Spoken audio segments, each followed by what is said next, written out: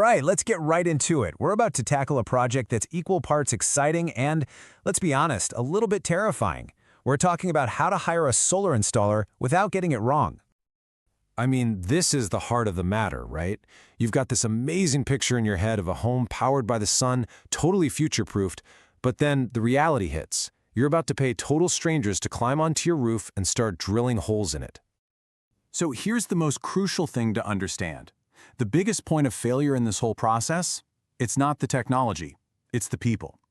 You can buy the fanciest, most efficient solar panels in the world, but if they're installed badly, well, you haven't bought a power station. You've bought yourself a very expensive and possibly leaky roof ornament.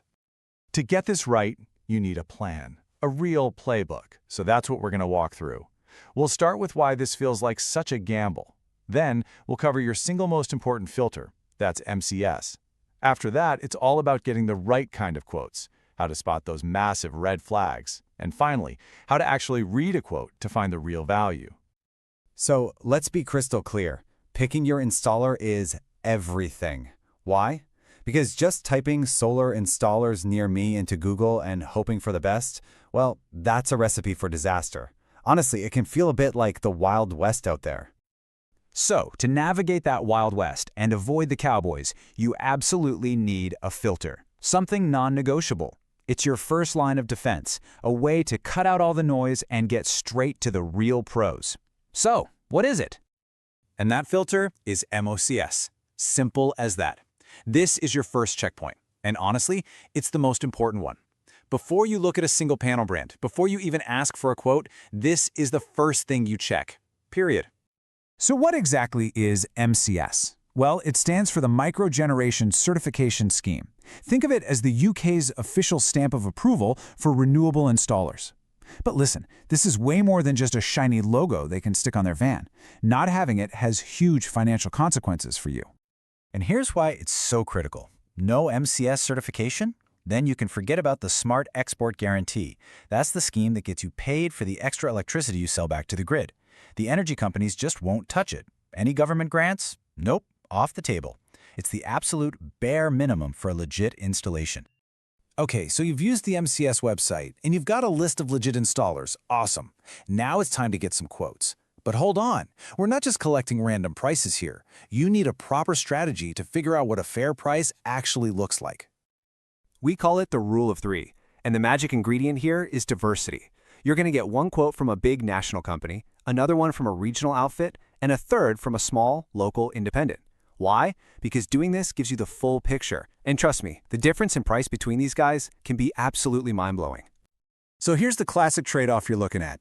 The big national company, yeah, they might be 10, maybe even 20% more expensive. A lot of that is paying for their massive ad budget and that feeling of stability. The local installer, on the other hand, you're probably talking directly to the owner. Their costs are lower, so their price is usually better. The catch is, you've got to do your homework to make sure they'll still be in business in 5 years to honor that warranty. Which leads us perfectly into the next step, vetting your shortlist. You've got the quotes, now it's time to play detective. I mean, what good is a 25-year warranty if the company that issued it disappears after just 2? First up, and this is a big one, insurance. £10 million in public liability insurance. Now, I know that sounds like a crazy high number, but you know when it doesn't sound high? When a panel slips off your roof and crashes through your neighbor's conservatory. This is your safety net if something goes horribly, horribly wrong. Okay, next up, the deposit. Pay close attention to this one. It's huge. The rule of thumb in the UK solar world is that you should never, ever pay more than a 25% deposit up front. If someone's asking for 50% just to order the parts, that's not a business policy. That's a massive red flag that they have cash flow problems. So let's just list the big deal breakers, the things that should make you hang up the phone immediately. They ask for more than that 25% deposit. The quote just says something vague like, premium solar package. What does that even mean? You need brands, you need model numbers. If you don't get them, they could swap in cheaper stuff on installation day. And of course, any high-pressure tactics or a quote without a proper site visit, just no. All right, you've done the hard work. You've dodged the cowboys, and now you have 3 solid, detailed quotes in front of you. Now, the big temptation is to just look at the bottom line and pick the cheapest, right? But hold on, the lowest price is rarely the best value.